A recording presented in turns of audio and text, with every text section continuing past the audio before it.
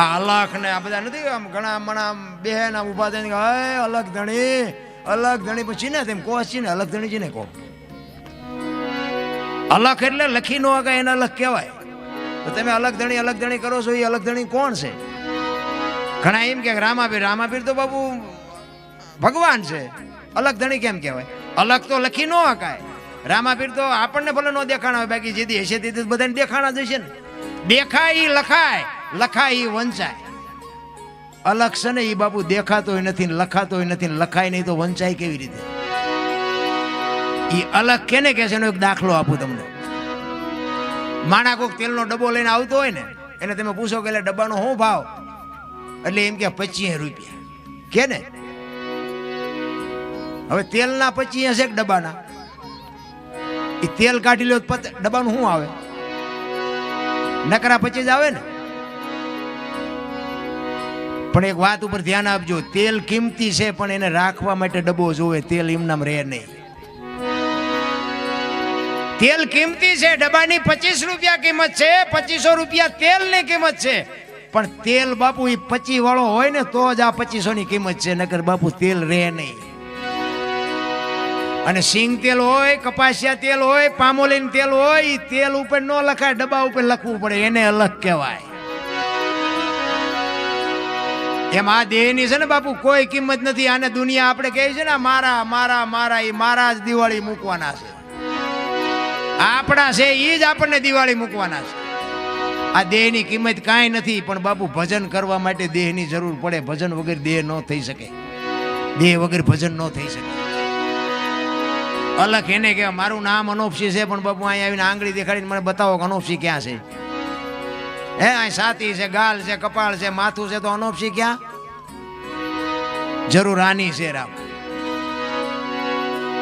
આ હું બોલું છું ને ઈ જ ઈશ્વર છે. જે સ્વર છે ને ઈ જ ઈશ્વર છે.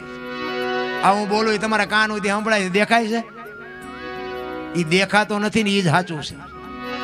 ઈ દેખાવાનું ચાલુ થઈ જાય ને, મને જેથી દેખાય ને તેથી હું નહીં તમને દેખાઉં. આ વસ્તુ એવી છે બાબુ.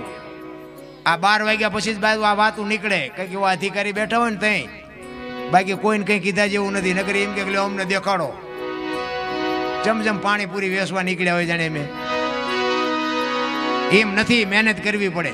અમે ઘણી જગ્યાએ પ્રોગ્રામ જ આવીને તો કે આપણે રામાયણની વાત કરી, કીધું સાંભળેલું, બીજું કંઈક કહો. આપણે મહાભારતની વાત કરી, એ સાંભળેલું, બીજું કંઈક કહો.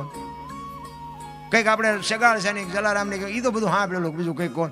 પણ તારે શું સાંભળવું છે એ તો તું કે. હા, અમે જેટલું બોલ્યા છીએ ને અમારું આ જેટલું તમે સાંભળ્યું એટલું જીવનમાં ઉતાર્યું, એટલું ઉતારી લો ને તો બાપુ બીજું સાંભળવાની જરૂર જ ન પડે.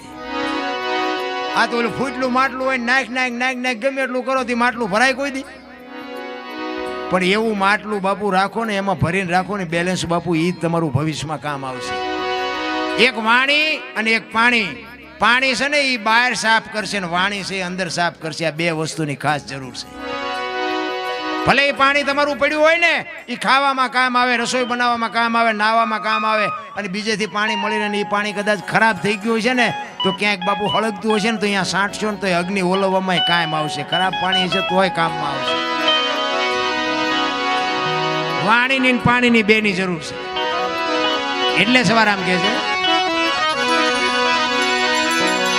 પચમ ખડકીમાં જાગીને જોયું જળ હળદળ કે છે, ચંદ્ર ભાણ જાવ લટીને આવે,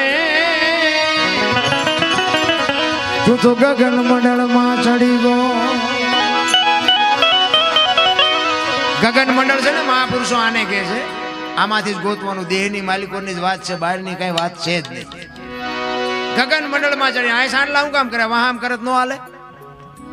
સાંડલા ગાલે કરે તો હાલે, ન હાલે? અહીંયા જ બાપુ ખજાનો છે. જો સદગુરુની કૃપા થાય ને અહીંની જો બાપુ વાત નક્કી થઈ જાય તો આ જીવનમાં ક્યાંય અંધારું છે જ નહીં. એટલે સવારામ કહે છે ગગન મંડળમાં ચડીને ગોત. આપણે ગમે ત્યાં જવું હોય ને તો બાપુ વિચાર આમાંથી જ આવે. જાલી જવું છે, ભજનમાં જવું છે, કારખાને જવું છે, વાડીએ જવું છે, જ્યાં બધું આમાંથી નક્કી થાય. કાંટો પગમાં વાગે ને ખબર આય પડે. શરીરની રચના સામું કોઈએ જોયું જ નથી. દ્વારકા વાળા કે હરિદ્વાર જવું છે, હરિદ્વાર વાળા કે સોમનાથ જવું, તો હાસું ચા છે એ તો કહો. કોઈને ખબર જ નથી, બધા ચાલુ જ થઈ ગયા છે.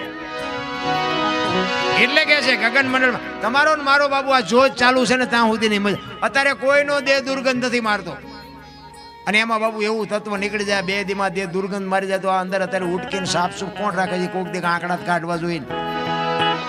અત્યારે આપણો દેહ ચોખ્ખો રહેશે, આનું કારણ શું છે? કોણ ચોખ્ખો રાખે છે? એક માણાને મરવું હોય ને આપઘાત કરવા જાય ને પાણીમાં ધૂપકો મારે, ગમે એટલી મહેનત કરે ને બાપુ તળિયે જ જાય, ઉપર રહે જ નહીં, અને જીવ નીકળી જાય ને પછી પાણી બાપુ બહાર કાઢી નાખે. વજન તો દેહનો એટલો ને એટલો હોય તો પાણી ઉપર કેમ કાઢી નાખતું છે? વિચારવા જેવું છે. માણાનો અવતાર હાવ ડીંગો ડીંગ નથી, આ તો આપણે ડીંગો ડીંગ કરી મૂક્યું. એટલે કે છે પચમ ગડકી માં જાગીને જોયું જળ હળદળ કે છે, ચંદ્ર ભાણ જા ઉલટીને આવે, તું તો ગગન મંડળ માં ચડી ગયો. એ યુવા ખાવન ખોળે ખેલો ખેલો રે,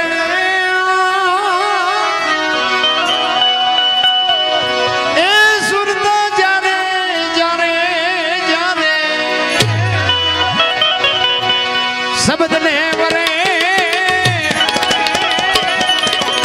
એ જેવો ગુરુ ગમ પ્યાલો પીજો.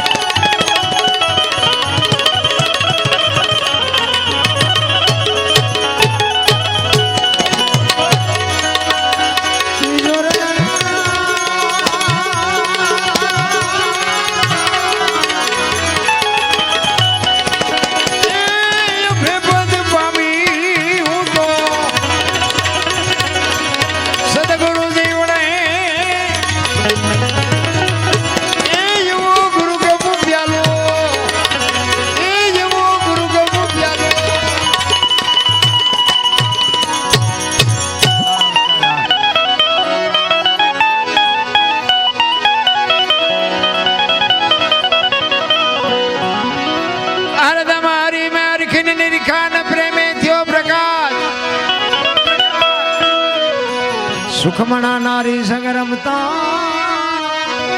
તેથી પૂરી કરી તી મારી આ